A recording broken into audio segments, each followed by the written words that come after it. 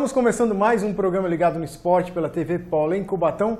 Hoje eu tenho o prazer de receber aqui o professor Luiz Roberto, que ninguém conhece como Luiz Roberto, mas como professor Beto todo mundo conhece, né? Isso, tem que procurar Beto. Roberto. O Beto. Então, eu entrei aqui na prefeitura em 85.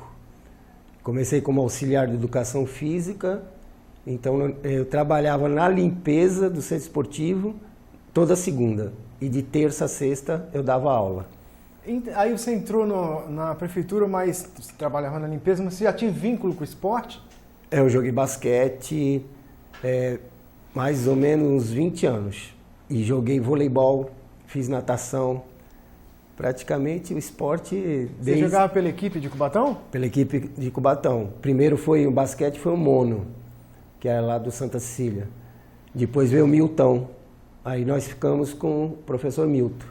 E eu joguei vôlei com o Arlindo, né? Na equipe também de Cubatão. A gente disputava Campeonato Paulista, tudo. E o basquete foi o top, né, que eu fiquei. Gostou dessa época, então? Nossa, a gente viajava muito, não tinha final de semana, praticamente. Era uma época boa para praticar o esporte na cidade, né? Porque tinha muito apoio para... Então, nós tínhamos... Porque assim, o atleta chega a uma certa idade, ele precisa de trabalhar. Sim. E se não tiver um incentivo, alguma coisa assim, os pais já começam a tentar tirar o filho do esporte. O esporte passa a ser a segunda opção, né? Então, porque vai acabar até dando gastos para a família, né? No caso, para viajar, se a cidade não colaborar o mínimo que seja, o atleta vai morrer no meio do caminho. Lanche. Se ele não tem em casa para levar alguma coisa, o atleta ia comer o quê? Então tinha que ter uma estrutura de alimentação na viagem, né? Sim. E nem todas as equipes tinham. Nós, era tudo do bolso. A gente participava de tudo, mas a alimentação era por nossa conta. Sim, você lembra da turminha da época lá? Olha... Podia citar alguns nomes aqui dos amigos que ficaram pelo caminho aí? Tem o Jorge e o Renato, eles eram filho do Alfredo Fará, que tomava conta da cantina. Então eu joguei com eles todos esses anos, né? O Renato, infelizmente, já faleceu, né?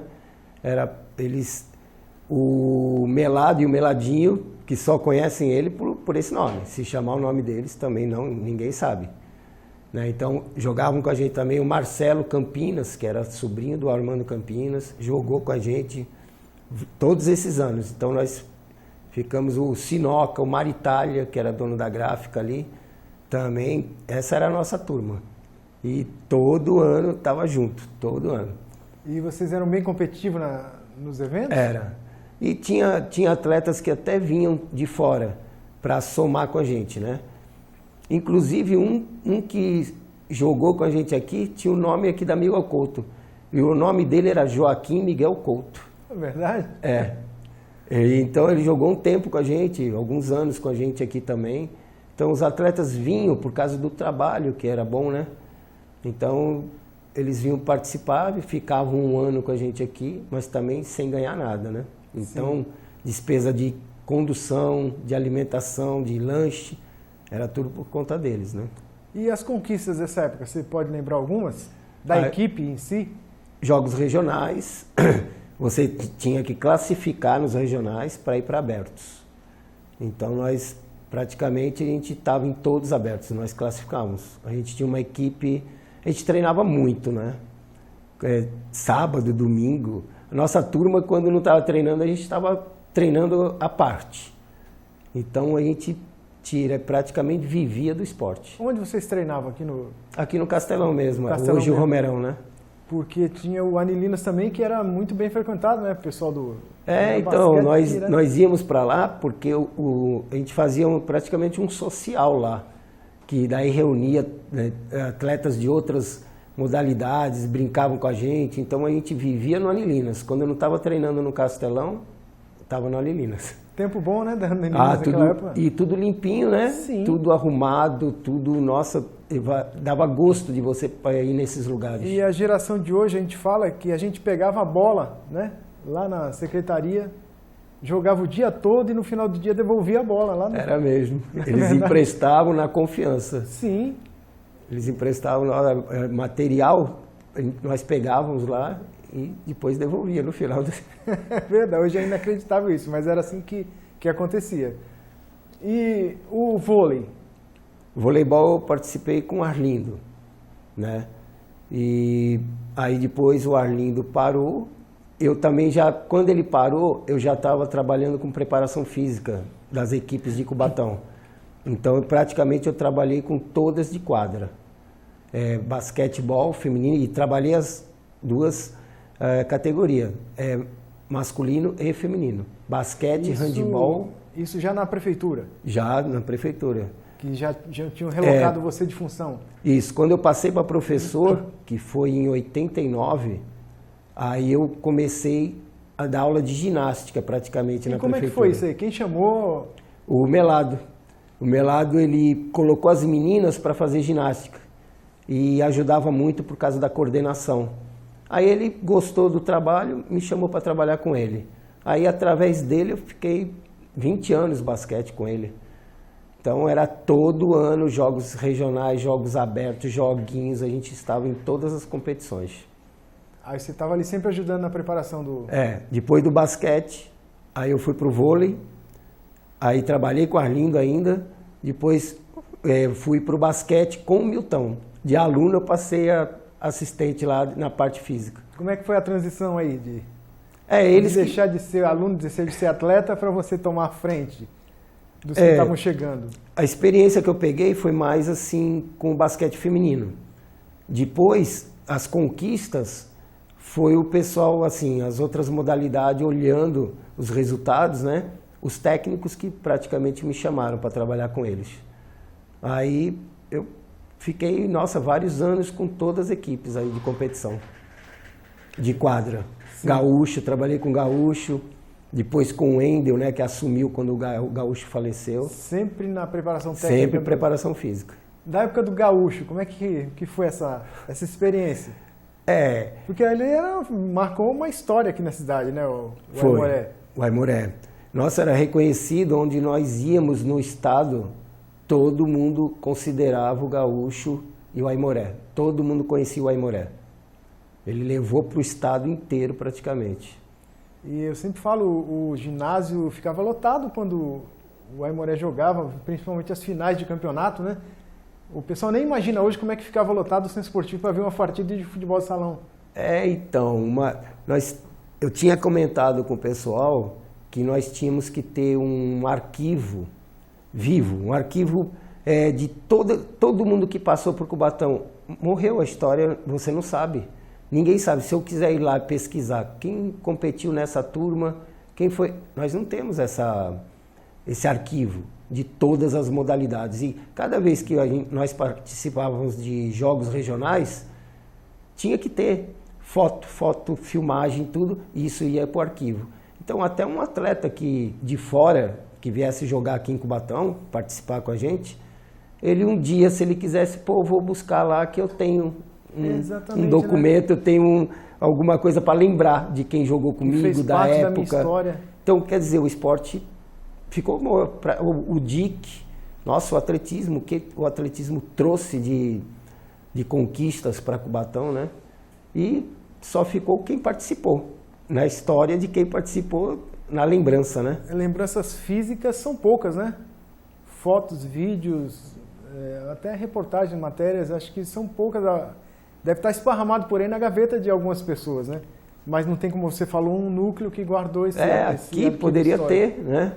Aqui poderia ter uma sala gigante, porque o esporte foi gigante em Cubatão. Né? Não sei como está hoje, que eu aposentei, então... mas a gente tem notícias, né, de como está andando. Então, diminuiu bastante, né, a competição, né? Sim, mas como você falou, nós já tivemos uma história grandiosa aqui na cidade, em todas as modalidades, né? Handebol. Né? Handebol com o Nélio, né? Professor Nélio, nossa, foi muito... A gente saía de casa para ver o handebol jogar. Isso, exatamente, era gostoso. Era muito bom. E nós saímos de casa para ver o Aimoré também. Na época, né? Com Alan, Saruzinho, Falcão, a galera toda que mandava bem pra caramba. Nossa, aí tinha o Torres também, que era um grande time aqui na cidade, Isso. Né? Eu acho que faltou um incentivo para tudo isso ter uma continuidade, né? No Centro Esportivo hoje não tem praticamente, né, esses eventos não está acontecendo, né? Então, não só no Centro Esportivo, né? Tem a pista lá que está totalmente, né? Porque a cidade era bem agitada, tinha campeonatos cubatenses, né? Tinha bastante. Pô, juntava um monte de time da cidade, de salão, seja de basquete, o que for. Tinha os campeonatos e o pessoal ia prestigiar, ia assistir. E o pessoal curtia, porque fazia parte do dia a dia, os treinamentos, o pessoal a maioria era de Cubatão, então a família se identificava, né, com os atletas, então o pessoal ia assistir. Sim, ia para torcer pelo amigo, pelo familiar. Era gostoso isso. Os jogos regionais, o primeiro Jogos Regionais em Cubatão, nós chegamos nós classificamos o basquete masculino. E lotava as 2 arquibancadas, e não era só com basquete. Lotado, eu nunca vi o Centro Esportivo daquele jeito. Até atrás da grade, ali atrás, na frente das portas, ninguém andava. Eu lembro que quando nós fomos entrar para aquecer, nós tivemos que passar ali pelo lado da cerca, pedindo licença para a gente chegar no vestiário. Que não cabia mais ninguém no Centro Esportivo. E aí que entra aquela história do registro, né? Onde é que estão as fotos? Onde é que não ficou para... Então, e não tem como agora, se você for correr atrás de todo mundo que participou, se tem algum documento, alguma foto, né, perdeu o valor até, porque tinha que qualquer pessoa chegar lá, eu quero ver o esporte de Cubatão, todas as modalidades nesse arquivo. Todas, com vídeos, com fotos, com troféus, com tudo, né? Quem sabe ainda dá tempo de alguém, então, à frente aí fazer um resgate dessa memória, Beto. Porque nada impede de tocar, né? Daqui para frente e continuar, dar uma continuidade, né? Sim. Beto, a gente vai para o nosso primeiro intervalo aqui, que a conversa tá boa aqui, a gente tem tanta coisa para conversar ainda, mas o tempo é curto. Mas você não sai daí, continue com a gente, fique ligado.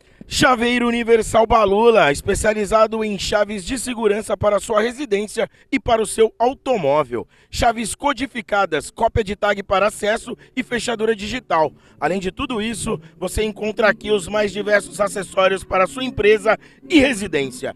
Chaveiro Universal Balula, mais de 50 anos de tradição e ótimo atendimento. Estamos de volta com o programa Ligado no Esporte pela TV Polo em Cubatão. Eu continuo aqui com o professor Beto. A gente falou bastante de futebol, vôlei, handebol e o karatê. Eu faço parte do karatê porque eu comecei com o André, quando ele dava aula ali debaixo da arquibancada, ali no Castelão. Ainda no Chorin Hill? No Chorin Hill. Aí do André, quando ele faleceu, eu já tinha pego a preta, né, lá no X-Ato. Aí depois eu fui pegando os graus com o Maurício, professor Maurício. Aí como eu dava aula no Casqueiro, eu fiquei lá com o professor Serjão, porque para não se locomover ficava difícil, né? Então eu terminava minhas aulas, né, que eu dava aula lá no Centro Esportivo, e já ficava para o treino do karatê, toda segunda, quarta e sexta. E o karatê, o Serjão marcava os treinos final de semana, né, que ele era a seleção brasileira, então o pessoal da Baixada inteira vinha, os professores, né? E os competidores vinham para pegar o treinamento que ele aprendia na seleção brasileira. Porque ele era referência aqui, né? Era. Nossa, onde nós íamos em competição, o pessoal elogia, assim, nossa, ele era muito conhecido no Brasil inteiro. E se o legal é a gente não tentar deixar morrer essas histórias, né? O Sergião foi um atleta de ponta que fez história. De ponta, e ele tinha muitas, assim, como que eu vou dizer, era fotografado tudo, as competições, só que deve ter ficado com cada atleta, né? Ou com ele, que nem seria interessante alguém montar um projeto de resgate, né? Porque hoje muitos estão já com uma certa idade, mas seria, nossa, muito legal aparecer um projeto desse para o pessoal que realmente se dedicou aqui em Cubatão né, esse tempo todo de competição. Sim, e você chegou a acompanhar a equipe de competição daqui da cidade? Porque eles eram... Quando chegavam na competição, né, o Cubatão chegou. Porque era muito forte, né? O treinamento aqui que o Sergião passava, então a equipe chegava já com respeito, né? Porque no individual e na equipe, por equipe. E o Sergião até comentava com a gente, às vezes eu entro para lutar, eu luto com kimono, porque o outro lado já está tremendo só de ver seleção brasileira e seleção paulista. Aí o atleta do outro lado já ficava assim, nossa, é o Sergião. Ele falou, às vezes eu não precisava nem fazer o máximo para ganhar, porque a pessoa já estava do outro lado. O psicológico do outro atleta já foi afetado. Psicológico já tinha. Então, nós, na época, o voleibol, o basquete também, o Melado trouxe uma psicóloga para trabalhar com as meninas. Nós fazíamos reuniões, final de semana, as meninas, meia hora antes do treino, com um psicólogo. Então, ele tinha arrumado uma psicóloga para trabalhar com as meninas. Muda bastante, viu?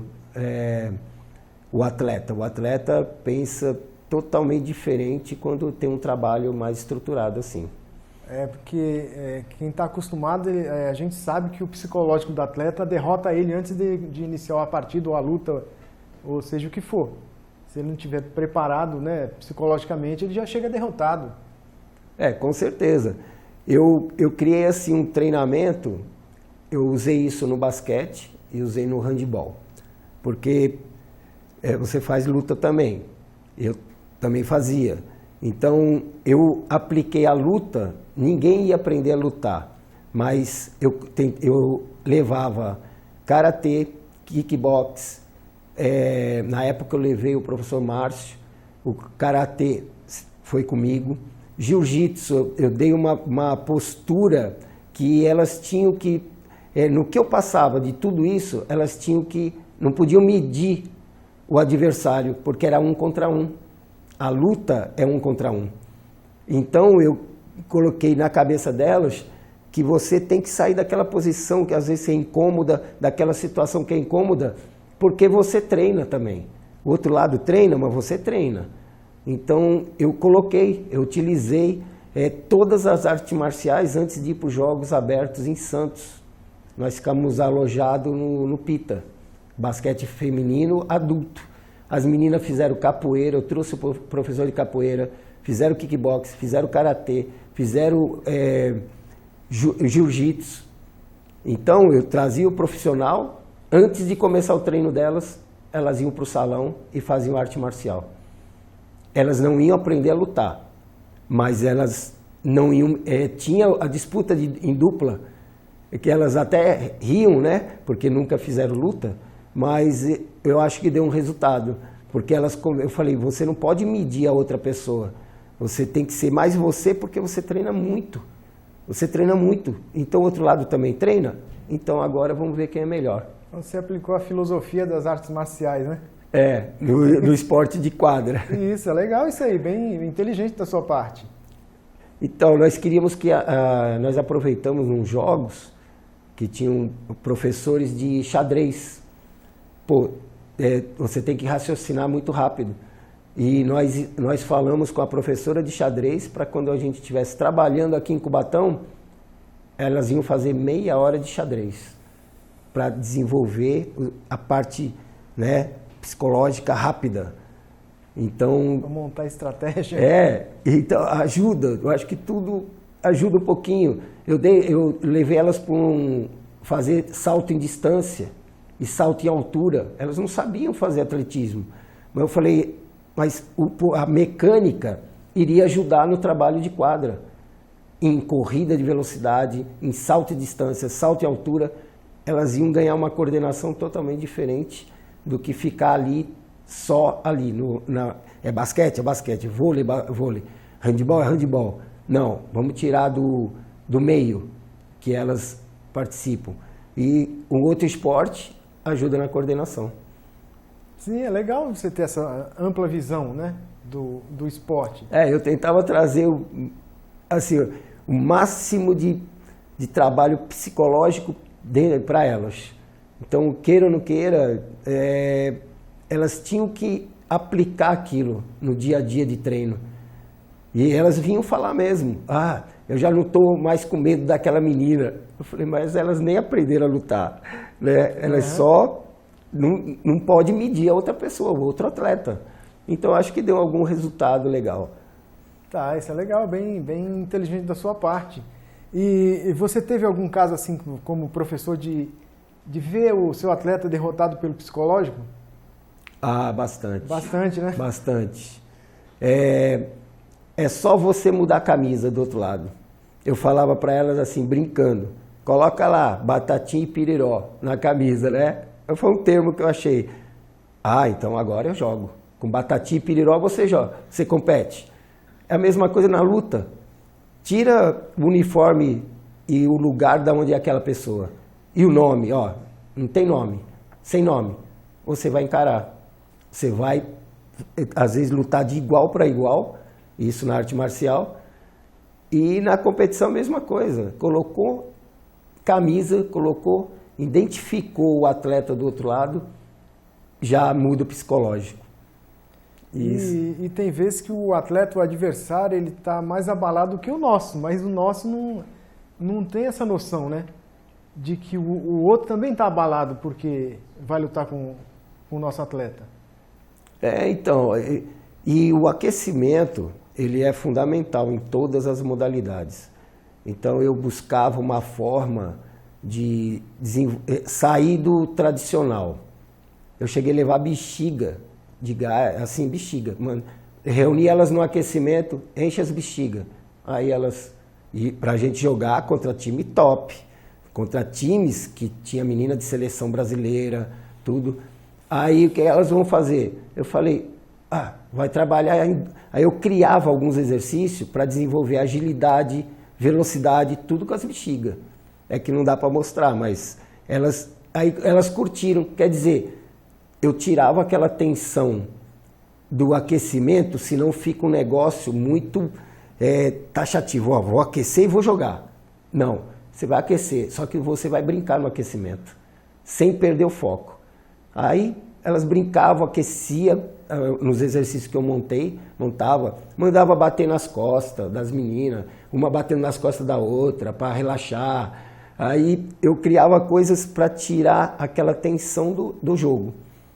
E na competição do karatê, eu comentava com eles, você faz uma brincadeira em dupla, né? Aí quando você vai entrar, você não entra com aquela tensão. Porque, mas ele brincou no aquecimento. Não, ele sabe que ele vai lutar, ele sabe que ele vai competir, mas tirou um negócio tradicional que eu acho que ajuda. Isso daí, quando o atleta está aquecendo, mas ele fica pensando muito no adversário. Ele entra com um peso, né? Isso. E acho que você consegue tirar esse peso da maneira que você estava fazendo com eles. E elas vinham comentar comigo depois. Não era só...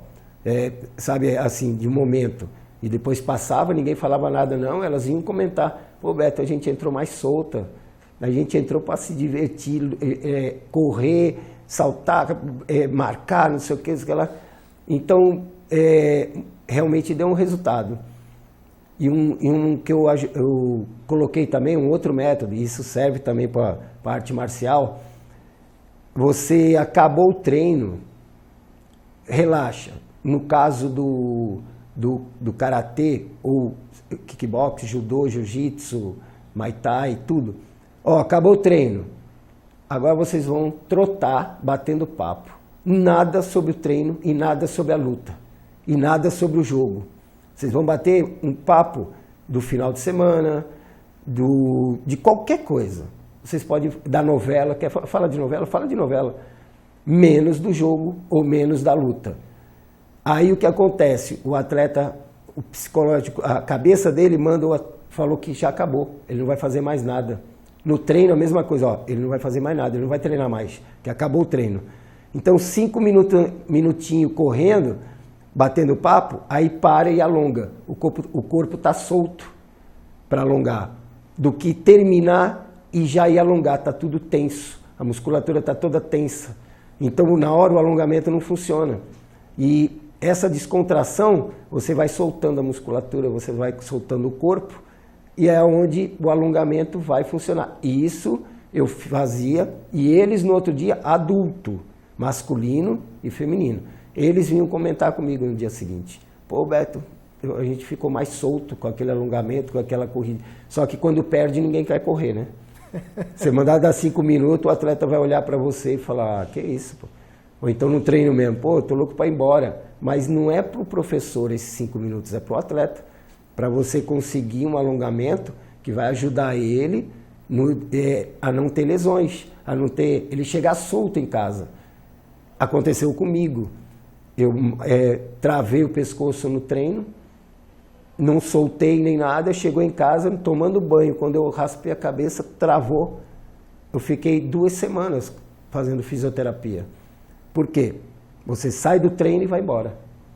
E um alongamento no final, termina 10 minutos antes, 5 minutos batendo papo, senta, pode sentar, se não quer correr, é que a pulsação tem que abaixar. E você tem que bater papo porque você sabe que não acabou, você não vai fazer mais nada. E aí eu mandava, solta o tênis, deixa os tênis bem solto, agora trota, vai bater papo. Se não quiser bater papo, corre sozinho, 5 minutinhos trotando.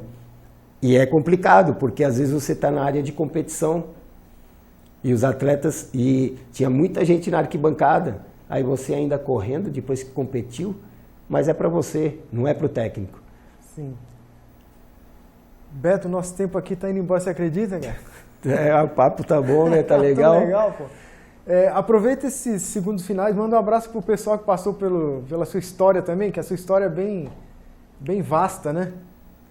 Eu tenho assim, teve atletas do estado inteiro, Paraná, Minas, São Paulo, estado de São Paulo, que vinham jogar em Cubatão. Até do exterior nós tivemos um time, que meninas de Portugal, meninas da Finlândia, meninas da Suécia, dos Estados Unidos, que jogavam lá, acabava a temporada, vinham jogar em Cubatão.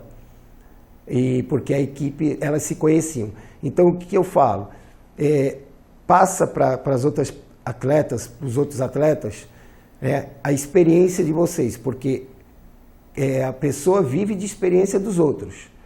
Então, você não... Se aquela pessoa errou, você, através da experiência dele, você não vai errar. Então, você vai crescendo na vida e no esporte que você optou em fazer. E um abraço para todas as atletas que passaram aqui por Cubatão. Os técnicos nem se fala. Todos eles de primeira linha, todos top. Não tem como falar de cada um, porque é muito grande o currículo de cada um deles. E obrigado pela participação aqui no programa. E a hora que precisar, a gente bater um outro papo, pode me chamar que eu estarei aqui à disposição.